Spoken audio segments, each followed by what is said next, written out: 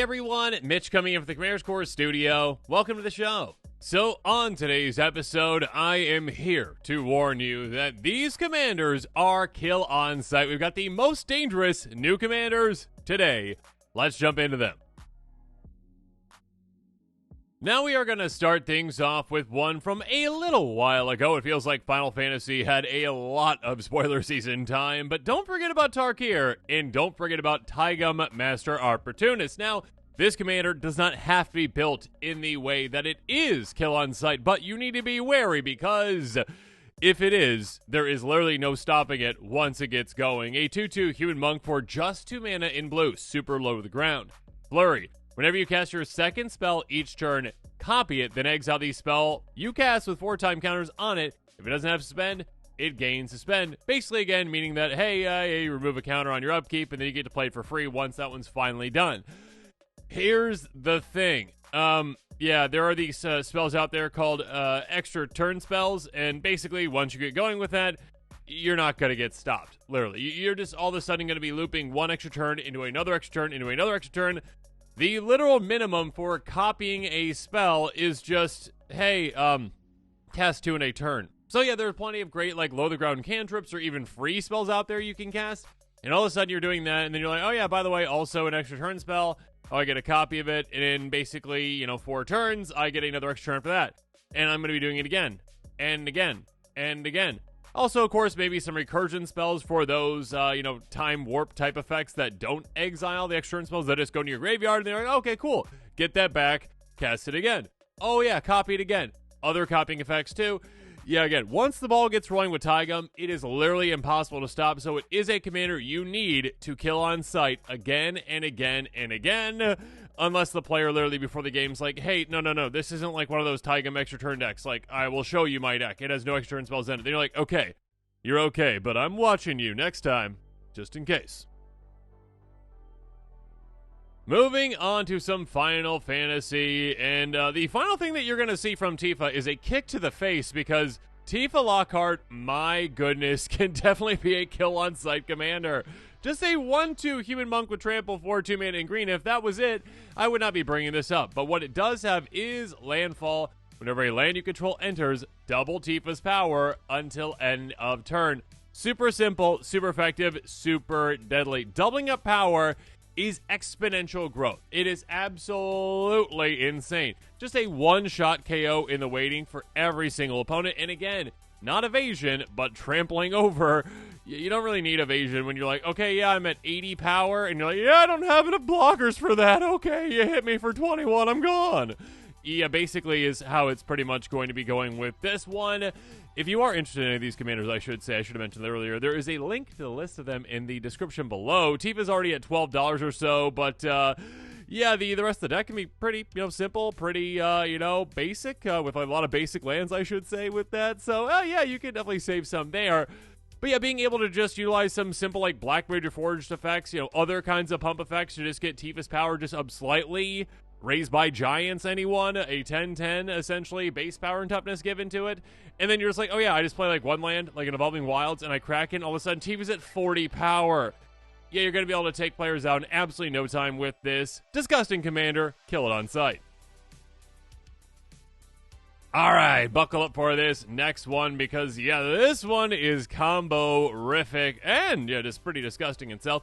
Emmett Selch Unsundered, a 2/4 Elder Wizard with Vigilance for 3 mana in Dimir. Enters or attacks, draw a card, discard a card. Cool! I mean, I don't think you're going to be worried about this attacking you. It's like just like 2/4 Vigilance, but okay, they get to loot. Good for them. That being said, at the beginning of your upkeep, if there are 14 or more cards in your graveyard, you may transform it. 14 might seem like a lot, I guess, but not really. There's like plenty of spells that like do nearly all of this just in one. So, I mean, there are spells that literally you could just like mill half your library. So yeah, there are ways to get to that very easily, and that player can just flip this in absolutely no time. When that happens, it flips over into Hades, Sorcerer of Eld, a 6/6 Avatar with Vigilance. During your turn, you may play cards from your graveyard. If a card or token you put in your graveyard from anywhere, exile it instead. Yeah, this is a card that, hey, you might think like, oh, well, they limited it, right? Like, during your turn, you can play cards in your graveyard, but hey, if a card or token goes into your graveyard, it's gone. So you can't just keep, like, utilizing the exact same card again and again and again. Yeah, there are ways around that. Very simple ways around that. Like, blink it, essentially. So, like, oh yeah, I'm casting an extra turn spell from my graveyard. Cool. While that's on the stack, yeah, I Essence Flux, Hades. Okay, it goes away. Okay, the extra turn spell resolves. I get an extra turn. Oh, by the way, yeah, that doesn't just exile now. It goes to the graveyard because Hades flipped back over to the other side. And, yeah, and then it's going to do it again. And again. And again. You can look up all of the insane amounts of combos with this one. Just use Commander Spellbook. If you never use Commander Spellbook, it's a fantastic resource for combos. But believe me, there are a lot, and it's not that hard to actually get to this point because you just need some Entomb effects. You know, go get whatever card out of your library, put in your graveyard, you set yourself up, you're good to go. You combo, you win. Look out for this one. You're not ready for this next pick, and neither are your opponents because Vivy's adorable! Final Fantasy IX, yeah, that was one of the classics from my childhood, but yeah, Vivy's so cute! Oh my gosh, it's so powerful. 0/3 Wizard for a 3 mana, and is it? By paying 0, you add X mana any combination of blue and or red. Rex's Vivy's power, activate only during your turn, only once each turn. Again, you might think, okay, there's a limiting factor there. I'm fine. I don't have to worry about that. Not so much. Whenever you cast a non-creature spell, put a counter on Vivy and deals 1 damage to each opponent. Okay, so it's got basically like a built-in like gutter snipe less type effect when it comes to the amount of damage that you're doing, but also building up that power, which of course works with it, is giving you giant bursts of mana. Cool. Yeah, this one, again, you might think like, okay, they limited it. You can't break it. Oh, you can break it. You can most definitely break it. There are absolutely plenty of ways to break it. I mean, okay, first up, just like the classic like Deadeye Navigator. Okay, I blink this, it comes back.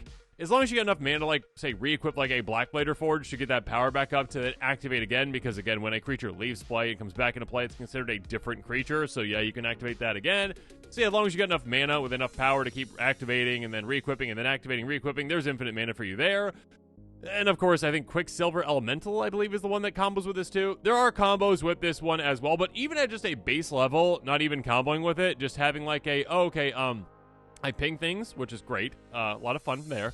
But being able to just say, oh, I just keep building up power in many ways. And then all of a sudden I can just get giant bursts of, ritual effect mana, basically, in a way. Yeah, you can do some pretty insane things with Vivy. And, yeah, you're going to be winning with it quite a bit. And it's $56 right now, my goodness. But, yeah, a Kill On Sight Commander. Even though it is so adorable. I'm sorry, Vivy, but you are Kill On Sight.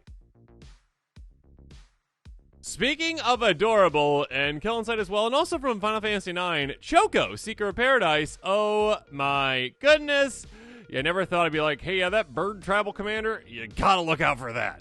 A 3/5 bird for 4 mana in Bant. Whenever one or more birds you control attack, look at that many cards from the top of your library. They put one of them into your hand, then put any number of land cards from among them on the battlefield, tap the rest in your graveyard. Landfall, whenever a land you control enters, Choco gets +1/+0 until end of turn. Now, the whole like, oh, okay, cool, like, yeah, hey, you get lands in play. Okay, this gets power. Woo! I mean, like, that's nice. It can actually be an insane amount of power, first of all. Like, you can literally, like, one-shot with this at some point. Even if you didn't have that part on the card, you'd probably still consider this one as you want to kill it on sight, because literally just making it so that all of a sudden you're like, okay, with whatever army I have, which you can make a lot of birds very quickly. You can make a lot of birds very, very quickly. All of a sudden, you get a lot of birds in play. Again, they're evasive. You're going to be swinging. And you look at that many cards off the top of your library, and you're like, oh, okay, cool. I looked at 10 cards off the top of my library. Awesome.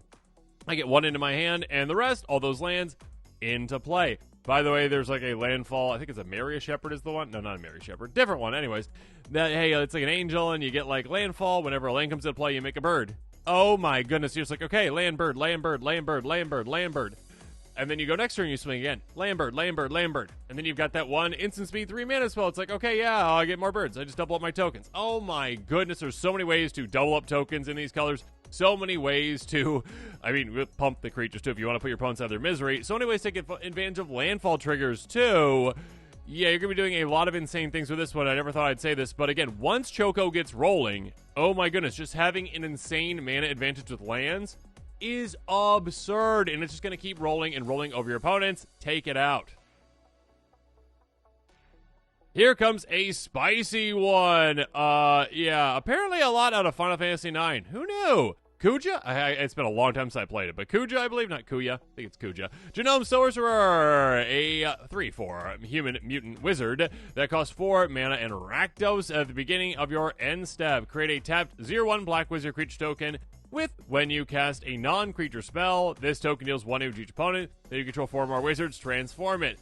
Basically, you're making, again, like mini. I know there's a better, there's a different creature that does like this exact same thing, but I keep saying Gutter Snipe because that's just the one that comes to mind, which also is instant sorceries, but it's 2 mana. Anyways, or not 2 mana, 2 damage. The same type of effect, but only 1. Still, once you build up an army of those, again, end step, end step, end step, if you allow this player to get to that point, yeah, they're going to be rolling over you because when it flips over, all of a sudden, a 4/6 Avatar Wizard, if a wizard you control will deal damage to a permanent player deals double that damage instead. There are also a lot of other wizards that do a lot of powerful things, a lot of damage to be dealt, and you are saying, oh yeah, okay, you get all these things out, and all of a sudden you are doubling that up. Oh, by the way, you're in a colors, I should say, but color specifically red, that also doubles things up. Doubles up damage. You also have damage triplers. You also have life loss doublers. You've got a lot of ways to really take advantage of this and all of a sudden just cast a bunch of non-creature spells and just wipe out your opponents. And of course, again, you can build up the amount of wizards that you have in other ways. There are also some, populate effects too. Not too many of these colors, but there are some. Have fun, destroy people, and yeah, look out for this one because it is a sneaky one that could just, flip over and all of a sudden the game is over. Things are just heating up, though, with Ishtola Knight's Blast. And again, my apologies if I'm mispronouncing that. A 2/4 Cat Warlock with Vigilance for 4 mana in Esper. At the beginning of each end step, if a player lost 4 more life this turn, you draw a card. Whenever you cast a non-creature spell with mana value 3 or greater, Ishtola is going to deal 2 damage to each opponent, and you gain 2 life. Here's the thing. It is incredibly easy for you to meet that requirement. So you're going to be drawing an insane amount of cards. The amount of card advantage this can get very quickly is just astronomical. Again, with each trip around the table, drawing basically 4 cards. Yeah, I mean, it's not a guarantee, but you can basically make that a guarantee with certain types of cards, like a Mischievous Poltergeist that is what I like to call like a life-setting card, one that's like, hey, pay a life and you get to do this. And you can just keep doing that as many times as you want.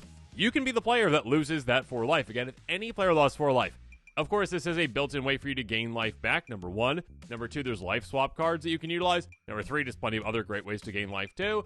You're going to be fine. If you're like, you know what, I could draw a card for 4 life. You're like, yeah, sure, why not?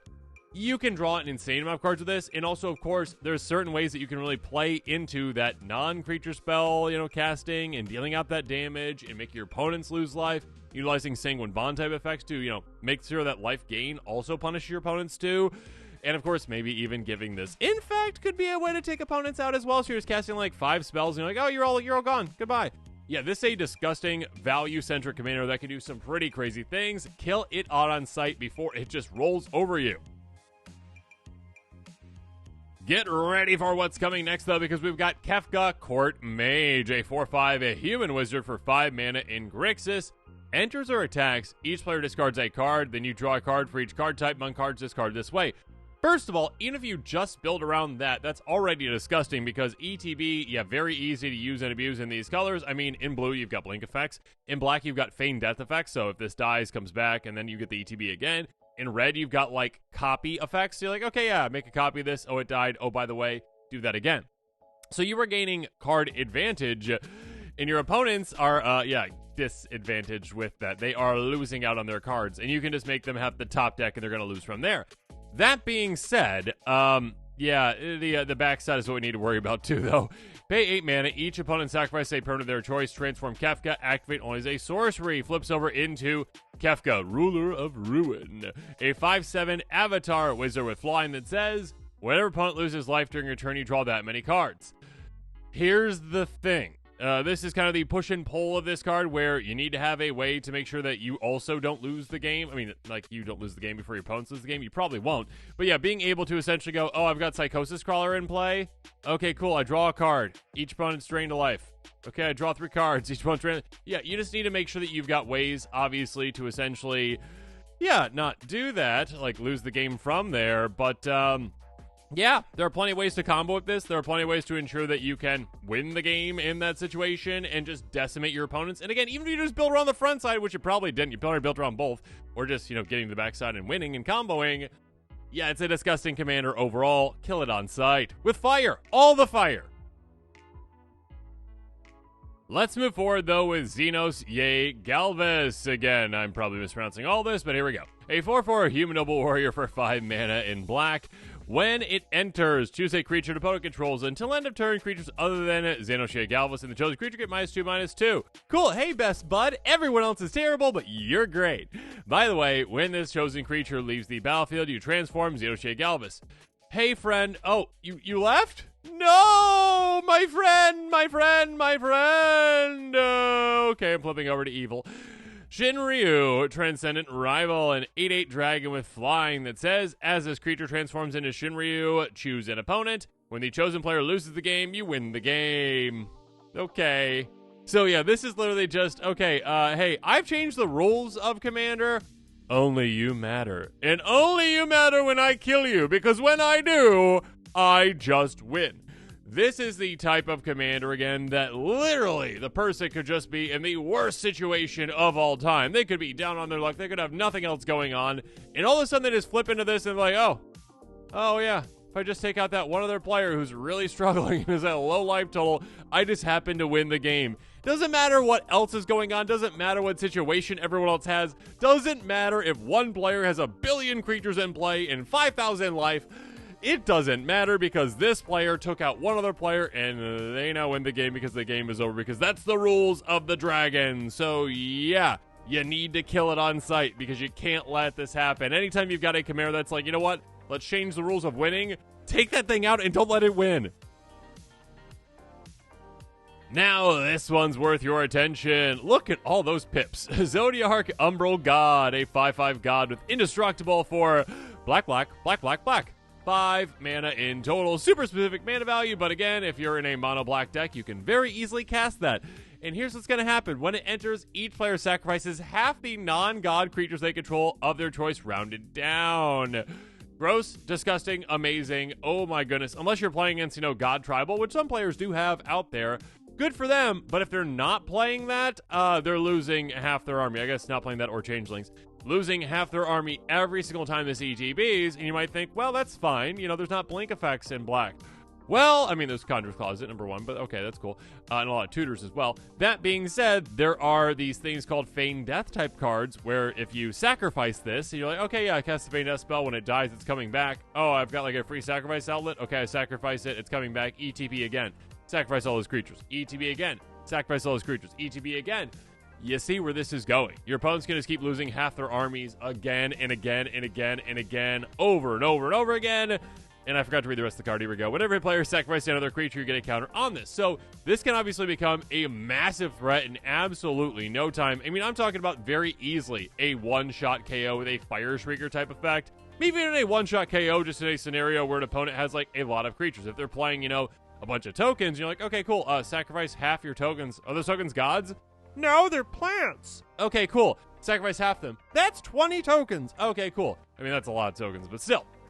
This is a commander that can hit incredibly hard. It is one that can just keep wiping half the board away again and again and again. And anytime you've got a commander in the command zone that is a, board wipe on a stick, please, please, please take it out with fire. I mean, with this one in particular, again, it's indestructible, so it's hard to take out. And again, if you do take it out, like with an edict effect, you can probably Feign Death it. You're going to need to exile this thing and keep getting rid of it again and again and again until it is just really hard to cast. Take it out. Kill it on sight with fire. I mean, the fire won't work.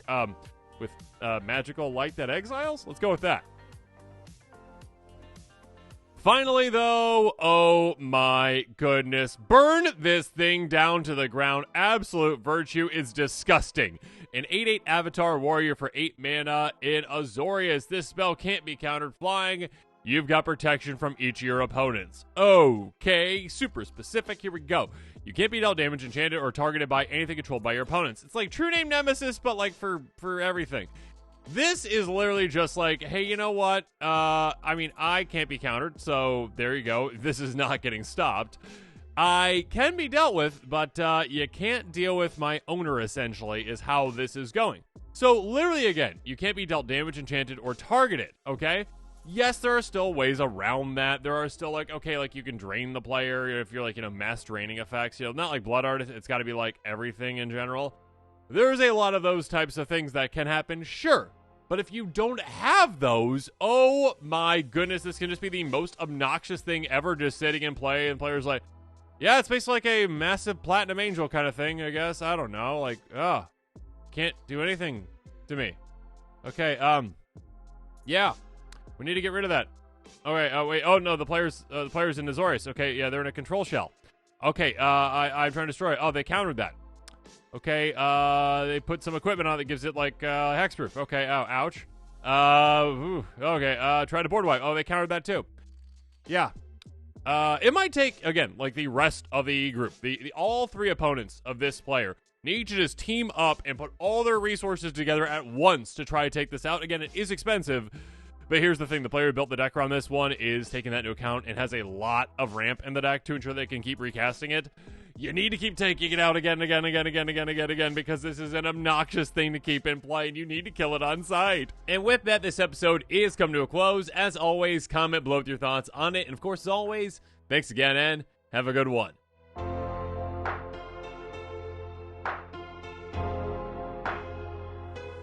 This show and episodes like this one are possible thanks to viewers like you. If you're looking for an easy way to help support this show, make sure that you like, share, and subscribe. Also, hit that bell notification icon so you don't miss any new episodes. You can also go check out our playmats and other merchandise at thecommandersquarters.com. Another easy way to support this show is with our TCG player affiliate links. So whether you're buying a deck or individual cards, you can use this general link right here or one in the description. And the final way that you can support this show is by supporting us directly by becoming a patron. There are many benefits to being a patron, and I truly couldn't do this without all of their support.